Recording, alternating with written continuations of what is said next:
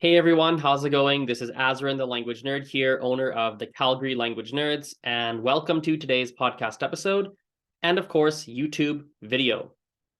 As you guys can tell by the title of today's podcast and video, I would like to talk about my Brazilian Jiu-Jitsu class that I took the other day, and I'd like to share a couple of insights that I gathered from that class that can help a lot of the language learners that are listening to this podcast or watching this video. So first of all, let's talk about what made me decide to take a Brazilian Jiu-Jitsu class. Well, the primary thing that led me to taking that class is a new system that I've been following lately to help me achieve the different goals that I have for myself.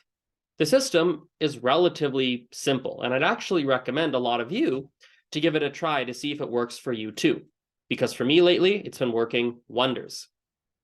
Essentially, all I've done is I've got a plain document open, or plain document on my computer. On that document, I've written out certain goals that I'd like to achieve. There are personal goals, professional goals, there are both. And then what I do is I'll pick one of those goals, and I will outline some tangible, practical steps that I can take to move toward that goal. So, for instance, one of the goals on my list is to learn how to defend myself. And so I wrote down, learn how to defend myself. That was one of the goals I wrote down. And I took small steps on a regular basis to gradually learn how to defend myself, I guess. I'm still learning, of course. And so initially, I think the first thing I wrote down was probably something to the effect of Google how to defend yourself. Because I don't know, I didn't know what to do. So I wrote that on my list. I went to Google and I Googled how to defend myself. I read a certain number of articles, watched videos and such. I learned about it. Then I wrote down another step. So I write down a step of what I could do to learn more about, or rather to move toward the goal that I decided for myself. And then I go take that step. And then I write down the next step. And then I go take that step. I write down the next step. I go take that step. And so step by step by step by step by step. Sometimes I would write down multiple steps, and then I would start to go follow those multiple steps. And so as I was doing this, it led me to eventually thinking to myself that perhaps I wanted to learn Brazilian Jiu-Jitsu. So I went to a trial class yesterday. That was the next task on my list. The next task was attend a trial jiu-jitsu class. And I've done that. And now I've got a bunch of other tasks too. So what did I learn from this jiu-jitsu class that applies to language learning? I learned a lot. Okay, I learned a lot. First of all, I'd like to share that I tend to give my best language learning advice when I'm actively learning either a language or another skill. So if I start to learn a new language, I tend to get a lot of really good pieces of advice. Or maybe a few months back, you guys might remember I wanted to learn a little bit about painting, and so I attended a number of paint lessons. I had the goal of being a bad painter instead of the worst painter on the face of the earth, because I was so bad at painting that I was the worst person in the class by far. And so I wanted to at least not be the worst person at painting in a room. And I think I've achieved that. But anyway, when I was taking the paint lessons, I learned a lot of insights about how to learn new skills that apply to languages. So here we are with Jiu-Jitsu, and I've learned a whole bunch of things that I'm going to share with you today.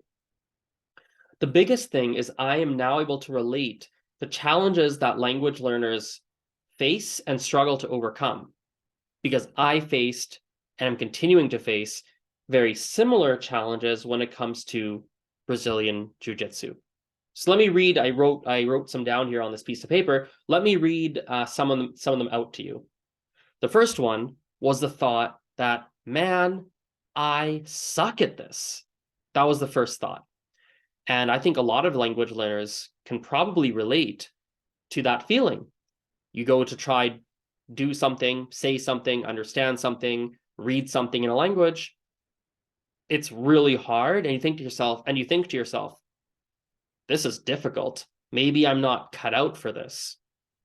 And I definitely had that thought in my first jiu-jitsu class. Arguably, I don't think there's been anything I've ever done in my life that I sucked at more and that I was humbled by more than jujitsu. I remember when I started my swimming lessons, as you guys know, I've done that. When I started my swim lessons, I thought I was terrible, like the worst of the worst at swimming. And yet, my first lesson at jujitsu, after my first lesson at jujitsu, I realized I was a much better swimmer at my very first swim lesson than I was at jujitsu in my very first jujitsu in my very first jujitsu lesson. And I was I was unsure if I would continue taking jujitsu lessons. I had to think a lot about it. What helped me get through that, and this is a practical piece of advice for language learners. In fact, if you're trying to learn any skill, this is something that I think is practical, is go watch videos and read blog posts about other people that are more experienced than you, about about what their perspective is on the challenge you're having. So I was struggling with, man, I suck at this. So I went to YouTube and I started to watch videos about people who were good at jujitsu, who had been doing it for years, and hearing their experience of what were their early days of jujitsu like. And what I found was that what I experienced was very normal. Everybody seems to feel that. There were some videos of experienced martial artists, people that were good at taekwondo or had black belts and other martial arts. And when they went to jujitsu, they could not believe that there were people 30 pounds lighter than them, a whole head shorter than them, that just takes them out with no effort on day one, despite the individuals having a black belt in another martial art. So that made me realize, oh, this is normal. This is a part of the process. And that leads to the next piece of advice today, which really applies to jujitsu, but also really applies to language learning, is to embrace the sucking. That sounds very strange, but embrace the fact that you're going to be bad at a language. Embrace that, accept it, almost enjoy it, learn to enjoy it, because you're going to struggle. And in jiu-jitsu, I found that if you want to make it through those tough initial months, the only way to do so is to understand that you're never going to win when you're rolling with someone. Rolling means like sparring, basically. You're basically never really going to win. You're always going to be tapped out. You're always going to be on the defense. You're never really going to get a chance to do a ton of offense. Not really, not in the early days. And listen, with languages, it's very similar. It's going to be really rough. It might be really rough, not necessarily, but it could be very discouraging in the early days. Maybe even in the maybe even not just in the early days, maybe even as you continue, sometimes it can get very discouraging. But to embrace that and know it's part of the process and embrace it. The next thing I was thinking about that applies directly to language learning too is I was wondering in jiu-jitsu is how do I measure my progress? As a beginner, I had no idea. I understand that there are belts, but I don't know what the belts are, and I don't know what they represent. I don't know what it means to have a certain belt color. I don't know what the order is. I didn't know how long it takes to reach different belt levels. I just didn't know anything about it. And so I think a lot of beginner language learners face that challenge as well. Even, in fact, not even just beginner learners, a lot of people in language wonder, how do you measure progress? Like, how do I know exactly what my level is? And one thing, as I was researching, I've watched a lot of videos about jujitsu, so many now that my social media algorithms basically only give me jujitsu content now within a 24-hour window. Well, one of the things I learned about jujitsu is there are belts, right? You have a white belt, blue belt, purple belt, I think it was brown, and then it was black. I believe that was the order. And what I learned is it takes a long time to reach each belt. Like it could very well be that you're training jujitsu multiple days a week for like a year or longer. It could even be, and then you get your second belt, the blue belt. So it's like over a whole year of multiple days, hard training a week just to reach the second belt. And then I was watching, I think it was Jocko Willink. It was Jocko Willink, his podcast. And he was talking about his experience with jujitsu. He was at a blue belt, so the second level, a level 2 out of white, blue, purple, brown, black. So level 2 out of 5, right? In language, we have 6 levels: A1, A2, B1, B2, C1, C2, 6 levels. Jiu-Jitsu, if I remember correctly, has 5, so it's pretty similar. So a level 2 is, I don't know, something like, I don't know how to compare it. Maybe it's like an A2 in a language learning world. Maybe it's a B1. I actually don't know. But regardless, it's a level 2. It's only the second level. But he was saying that he was at a blue belt for something like, I think he said something like 4 or 5 years. And I thought to myself, wow, now he'd done some on and off studying. He'd bounce around different dojos, which a lot of language learners do too. They bounce around different resources and they do a lot of starting and restarting. And so, man, it just made me realize that, okay, what it made me realize about languages, there is a system for measuring your progress. You have an A1, A2, B1, B2, C1, C2 level. There's 6 levels. It's pretty well defined what those criteria mean. What does it mean to have an A1? What does it mean to have an A2? So on and so forth. It can even get very detailed if you read the CEFR companion guide. Feel free to Google it if you want highly detailed descriptions of each level. It's like 160 something page document outlining precisely what it means to have each level. But just like in jiu-jitsu, from what I can tell, you have to embrace the unknown. You have to realize that between an A1 and an A2, you're going to be in between there for a while, and you're not going to know exactly where you are. You'll know roughly you're in between the two. You'll know you're between an A1 and an A2, or between an A2 and a B1, but you're not going to know exactly where. Just like in jiu-jitsu, from what I can tell, you know you're a blue belt, and you know you're not a beginner blue belt, but you know you're not a purple. You kind of know, and maybe your teacher even tells you, like, hey, you're not quite there. So that was another parallel I saw, that you have to embrace the fact that you're going to have whatever belt you are, whatever level you are, but just focus on the skills. Focus on trying to get better at the skills, and just focus on getting better. Don't worry, am I at such and such level yet? That was a reasonably common piece of advice I heard about jiu-jitsu that I think applies directly to language learning. Don't obsess over, do I have a B1? Do I have a B2? Do I have blah, blah, blah level? Just obsess over, am I getting better? Am I getting better than I was before? And the levels will come as time goes on. The next thing here applies to language learning too, is I found myself wondering, what techniques are there in jiu-jitsu? And it turns out there are a lot. I learned about triangle chokes and guillotines and pulling guard and leg sweeps and pins, or I can't remember, submissions, and so many different, hip escapes. I think was different hip escapes. I think there were so many, and I found it quite interesting to go and watch YouTube videos about all of them. It was really exciting in a sense. And what I see here about the connection I see to language learning is, if you go on YouTube or Google and you look up different videos and blog posts and articles about language learning, you are going to find a lot of information. There are going to be people who say, oh, this is a really great way to learn. This is what worked for me. You'll see people that say, oh, well, this is what worked for me. And person A and person B have maybe some different opinions in a sense. Well, jiu-jitsu, as I was watching different videos, it's kind of similar. Different people have different perspectives on the same sport, because it's very complicated as a combat sport. It's very complicated. There's a lot of nuance to it. It's very highly technical. And listen, language learning, well, is also quite technical. It can boil down to pretty simple basics. It doesn't have to be super complicated, which I'm going to get to in 1 second, actually. But language learning also gets very technical.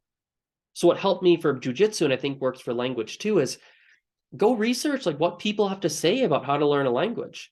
But at the same time, don't get overwhelmed by all the information. Understand that what you're consuming, even when you listen to this podcast, understand that what you're consuming is just one person's perspective on it, based on their experiences, based on their knowledge, based on, I would say, experiences and knowledges, possibly even research if they're a very academic type in language. But that's one person. And so try to get perspectives on different people, and just make sure you don't get overwhelmed by all the information, right? Look for commonalities. That's something I do too. Look for commonalities. Is there something that most of the people you're consuming all seem to roughly agree on? Well, that's something to really focus on, right? And that gets me to the next thing here.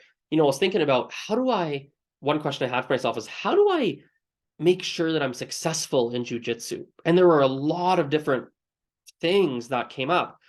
How to avoid injuries is important. That doesn't apply in language learning. You're not going to get injured, but how to avoid injuries. And there were a number of different tips and things people had. But the big thing that stood out to me, and I think this applies directly to language learning too, is maximizing the amount of time you spend on the mat. Maximizing how much time you spend on the mat, training, right? Practicing, doing your fundamentals, rolling with people, rolling is just sparring with people, quote unquote. And it's maximizing the amount of time on the mat. There's one blog post I found, which was it made me smile actually, because I think I've written a blog post at some point. It's kind of similar, but applies to language. The person said something like, there are so many different videos and blogs about how to learn jiu-jitsu and what's best and how do you win this and what's the shortcut for that. But at the end of the day, no matter how you approach it, no matter what you do, the individual said, it will take you about 200 hours on the mat to reach your blue belt.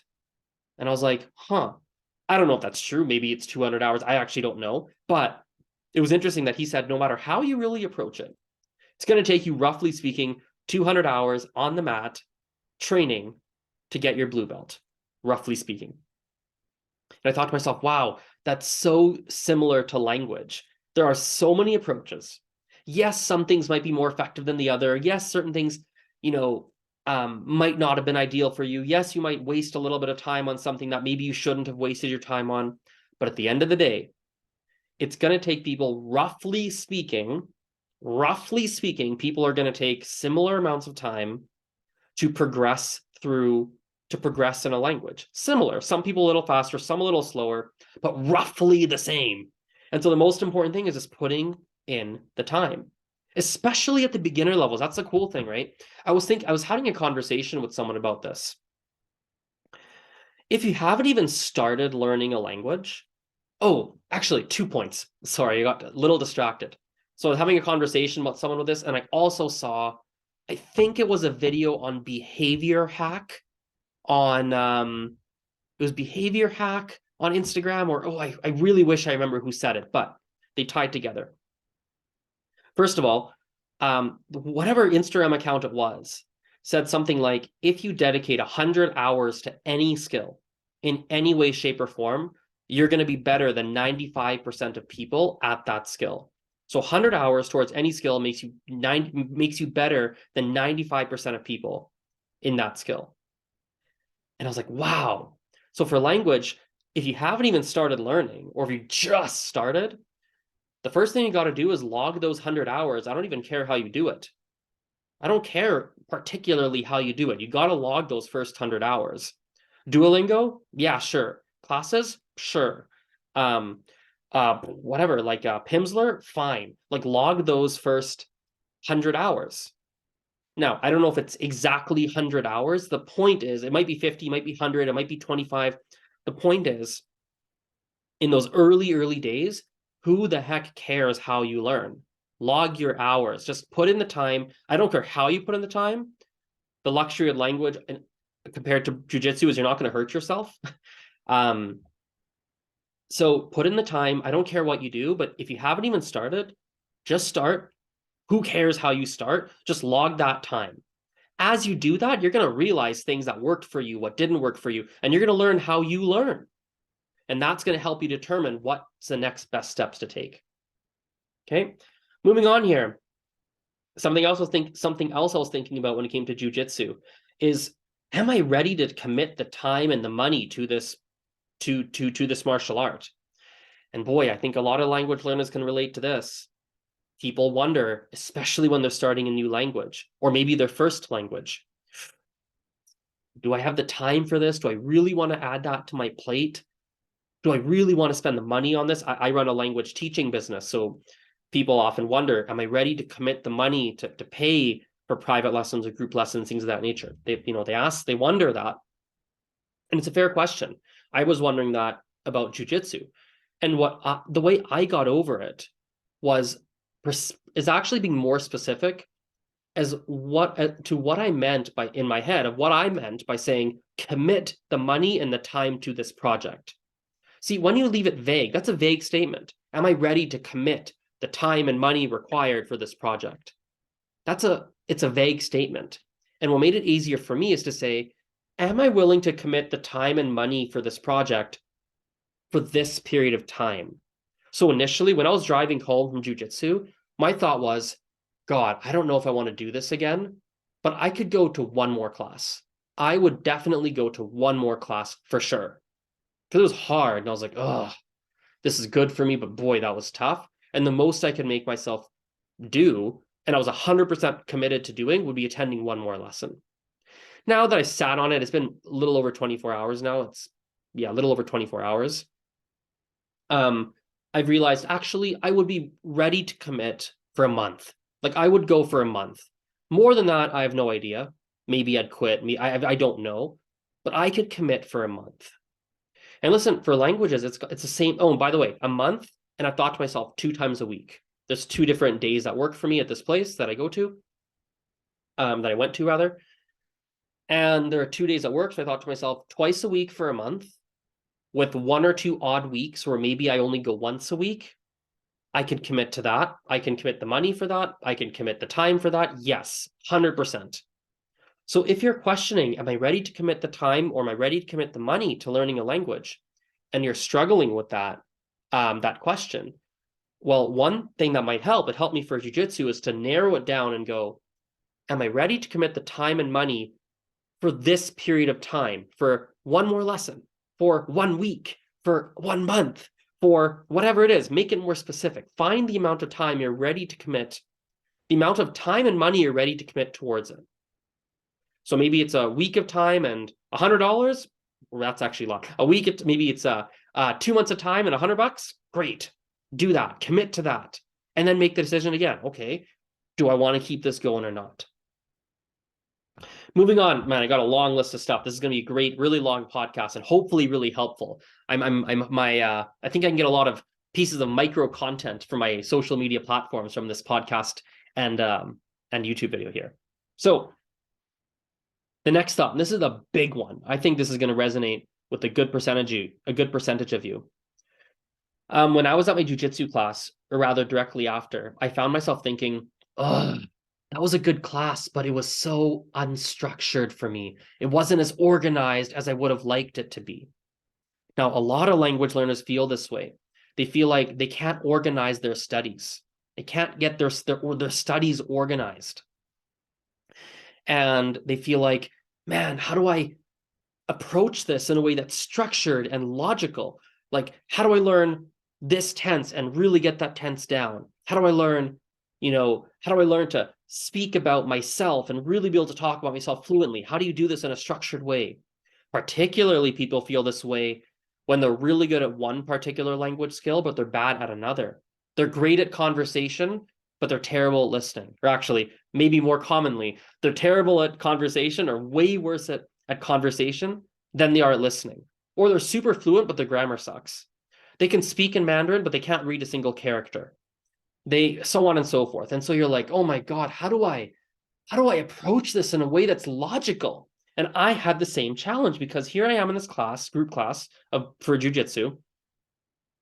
It's a fundamentals class. So there are mostly white belts there. Okay. But remember, in jiu-jitsu, it might take you a year or something to get your blue belt. So a white belt might have been training for 6 months there, and they're way more experienced than me. So when I was there, they were training this one skill, and I was like, I don't know how to do this skill. I've never seen that. I've never done it. The teacher is kind of helping everyone. So I'm with my partner who's also trying to help me out. But it was so overwhelming. It was overwhelming and confusing. I thought to myself, I wish I could just start from the beginning and just work my way up step by step by step by step. But what I realized as I watched all these jiu-jitsu videos and I thought about it, and I realized that you could approach learning jiu-jitsu in that way, but at the end of the day, how do I phrase this? At the end of the day, there are so many different skills to learn in jiu-jitsu. This is my takeaway from it. There's so many different skills that even though I learned, what did I learn? Knee on belly. That's one of the first things I learned. It's one of the first skills I learned, and I do it very poorly, obviously. There's so many skills to learn that it almost doesn't matter in a sense if I learn knee on belly first or second or fifth. It doesn't exactly matter per se. There are some fundamentals I need to learn, of course, and I can learn those at home. But at the end of the day, you don't need a perfectly structured way to learn it from day one. You can have a little bit of what's the word? If you don't learn it in the perfect order, it's perfectly okay. And I think for language learning, it's the same thing. Listen, are there some fundamentals you probably should learn first? Yeah, probably. Are there things that you definitely should learn first and then second and third? Yeah, of course there is a general order, but it doesn't matter if you learn something that's technically advanced and you learn it today or you get introduced to it today, and then maybe 3 months later, you encounter something that was actually reasonably basic that maybe technically you should, quote unquote, have learned it sooner, but for some reason you didn't. It's not the end of the world. It can be a little bit flexible. So my jiu-jitsu class, the teacher I was talking to him, he said, yeah, there are some people of different levels here. Obviously it's your first day. The more advanced people will kind of help you out, and they're going to help you, and you're going to move at your pace in this class. Certain things you're probably not going to do. So there were certain things they did in the class that the teacher pulled me aside and said, hey, you're not going to do this one, but I want you to watch this. Because if you do this, you actually might get hurt because you haven't trained for this and you really don't know what they're doing. I'd say, okay. But everything else, he let me try and he let me do my best. I moved at the pace that I could do, and I did the best that I could do with it. So language, very similar. There's some flexibility with what you learn, when you learn it, how you learn it. And yeah, moving on. A couple more things here. So another thought I had was I should practice at home more before I take more lessons. And I think a part of this is saying that it's my ego. That's a part of my ego talking. That's partially ego talking because it's embarrassing. It's embarrassing to go and be bad at something.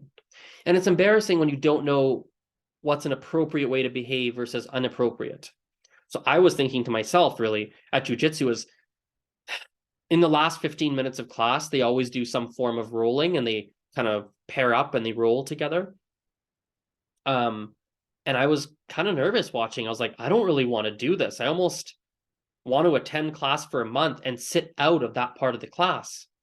But it makes me nervous to say that. Maybe that's not socially appropriate. Maybe it's better for me to do that. And I feel kind of anxious and nervous about it. So I was thinking to myself, maybe I shouldn't sign up for classes yet. I should practice at home for a couple of months, get some basics down, and then go take more classes. And I don't think that's the right way to view it. A lot of language learners also feel that way. Whether it's about classes, I have a lot of people tell me, hey, I'm going to practice at home and develop some basics before I go take classes. Or even people say, hey, I'm going to use my apps and read before I ever talk to a real human in the other language. Or there are various variations of this. And the thought process that I had that I think can be relevant to you is it's important to use your, how do I say this? I was struggling before of how to phrase this. It's something like, I don't think you should be 100% isolated when learning a language. I don't think you should be 100% isolated because you're not learning a language. You're not learning a language to only talk to yourself, most likely, right? You're learning a language to actually interact with others. And so even having a minimal amount of interaction, I think, is a good idea. I think it's a good idea. Even if you're a really low beginner, like I'm a really low beginner, I'm going to this jiu-jitsu class, they're all way better than me, right? But I get to practice with a real human because jiu-jitsu is a combat sport. You're using it against other people. And so I think it's best to have something in your language learning routine that allows you, or rather, Yeah, that allows you to actually interact, even if it's a tiny bit, with another human being, a real person. Now, does it need to be 90% speaking with other people and 10% on your own? No. For you, you might be very socially introverted. You might be maybe you're socially anxious. Maybe speaking a language makes you really scared. Fair enough. For you, interacting with the real person, the first step you might take is you might just join some Facebook groups. Join some Facebook groups about some in the target language, and then you might just Google Translate some of the comments and what you're seeing, and you might just kind of give some thumbs up to people. That's a form. It's a very minor form of interaction, but hey, that might be where you start. Going back to what I said at the very beginning of this podcast and video, I have my document with my goals in it, right? And then I outline into like this steps I should take to move towards that goal. Sometimes, boy, the steps are really small because I'm not willing to, for one reason or another, to take a bigger step. For jiu-jitsu, good Lord, the first step, I think I had to break it down to, I think I had at one point a step that was Google jiu-jitsu gyms in Calgary. And I was like, okay, that was the biggest thing I can picture myself doing. Then I Googled it. And I think the next step was something like, open up 5 different links to 5 gyms and look at the schedules. Okay, do that. 1, 2, 3, 4, 5. Okay, I looked at 5 schedules. Next step. Right? And then I think at some point, I think I'd had all the information I need. I'd picked a gym, is ready to sign up for this trial class. And I was like, oh man, there's a button on the website, big, scary button. Book your trial class now. And I could just book it and show up. And I was too chicken to do it. I was procrastinating. I was like, I don't know if I can do this. This is so intimidating. So if you're doing that for language, by the way, it means you got to make the steps smaller. That's what I learned.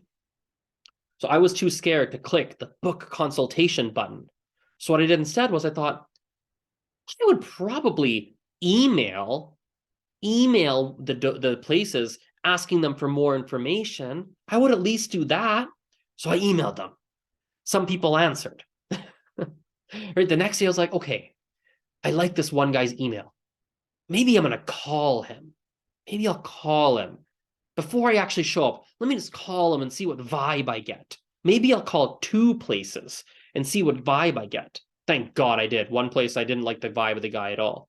And I called this one guy and I liked his vibe. And I was like, okay, now that I spoke with him, I feel comfortable clicking that scary book free class button. But I had to narrow it to this tiny little step that I was almost embarrassed at myself to think, oh my God, how embarrassing. How embarrassing that I can't even click this button and show up to a free trial class where I could even just observe if I wanted to. I can't even do that. All I can do is send an email and then pick up the phone and tentatively call and say, hello, I would like some information, please. So I forgot how I got on that tangent. But anyway, moving on. The last thing I want to say here, and then we'll wrap this podcast up, was nice and long. I had a really long one here. I'm kind of happy. I got a lot of good information out. Hopefully it's helpful for you. Where to go? Here we go. A thought I had after that class, really this morning, was taking one trial jiu-jitsu class has made me far more likely to get in shape way faster. So you probably know this if you've listened to this podcast for an extended period of time. Since 2016, I've made my health a bigger priority. Before 2016, I made every wrong health decision apart from drugs and alcohol. I didn't sleep enough. I worked a very high stress job. I ate no fruits, virtually, no vegetables, all carb, lots of sugars, every wrong decision apart from drugs and alcohol, essentially. And in 2016, I decided to make a change. And so since then, I've made my health a bigger priority. And I've tried to gradually, slowly but surely become healthier and healthier and healthier. And for the past at least couple of years, I want to say, maybe a year or 2 at least, I've been reasonably active. I run, I do some resistance training in the house, I stretch, I I go for walks. I swim, as you guys now know. Like, I'm not super active. I'm not an athlete per se, but hey, I mean, I am somewhat active now, whereas before I was not active at all, like literally zero exercise. So I'm pretty good. I'm happy about that. But the one jujitsu class made me realize after the one, I was like, man, first of all, I was really sore after that class. And I thought to myself, just going to classes is going to really make me get fit way faster. And so that's a big one for language learning. Private lessons will make you learn way faster. That's something I've learned. Private lessons for most people, in fact, everybody, especially if you find a half decent or really good instructor, that's probably going to pour the gasoline on the fire for you. So classes, private lessons specifically, not necessarily group classes, private, you'll learn way faster. Even if it's like one a week, you'll probably learn much faster. Okay. But also what I found was the one jujitsu classes made me far more likely to get in shape way faster because it gave me a concrete reason to get in shape faster. When I'm watching people spar, or rather roll at the end, I could notice, and even the teacher kind of pointed it out too, different people have different strengths. Some people are really fast and they're able to use that to their advantage. Some people are big and strong, so they use it to their advantage. Some people are very technical, so they can use that to their advantage. And I thought to myself, man, like if my cardio is really bad, I'm not going to be good at the sport because people out cardio me. Oh man, I got to get better at cardio. Oh boy. Or man, if I'm weak, like I might not be able to hold a certain position or pin or whatnot very well. Crap, or I'll be knocked over really easy. I should get a little stronger. Oh man, my quads were like super sore the next day, and I thought my quads aren't strong enough for this sport. Like I gotta work on my quad strength. Oh my God. So there are real life consequences, and there's a real life reason for me to get in shape now. And so for language, I think it's the same thing. You gotta find a practical reason that makes you, it lights a small fire under your butt, a small fire under your butt to say, hey, like there's a reason to learn here and get my act together. Now, you don't want a bonfire under your butt because then you'll get set on fire and you'll die. What do I mean by that? Well, you can't put so much pressure on yourself that you just go into fight or flight mode and run away from learning the language altogether and don't learn it. That's a bad idea. Don't do that. But a little lighter fire under your butt, that's not so bad. That's okay. A little bit of a push to learn faster or get your act together, be more disciplined, study a bit more, practice a bit more, challenge yourself, talk to someone in the target language, even though you're kind of scared. A little bit of a fire, that's great. And that jujitsu class I found was a little bit of a fire for me to go, okay, Azrin, you got to get your act together a little bit more. And I think I've committed, I'm 90% committed now to do, actually, I'm 100% committed to going to a month. I'm just trying to sort out a couple logistics with the place I go to now, payment and things like that. But now that I've committed to like doing a month of jujitsu, I'm like, okay, yeah, I gotta get in shape a bit faster here and do a bit more. It's given me a real reason to do that. And that's that, guys. Long podcast, long video. I hope you guys liked it. I think this video can probably get like 10 or 15 different pieces of small micro content for my social media platforms. So I'm gonna work on that. And I've got one person on my team, actually soon to be probably 2 people on my team who help with that and make short clips from my long form content on my social media platform. So go follow those if you don't. At Polyglot Azrin is the username. POLYGLOT AZ or ZREN on any major social media platform. And yeah, I'll see you in the next podcast and the next video. Bye-bye.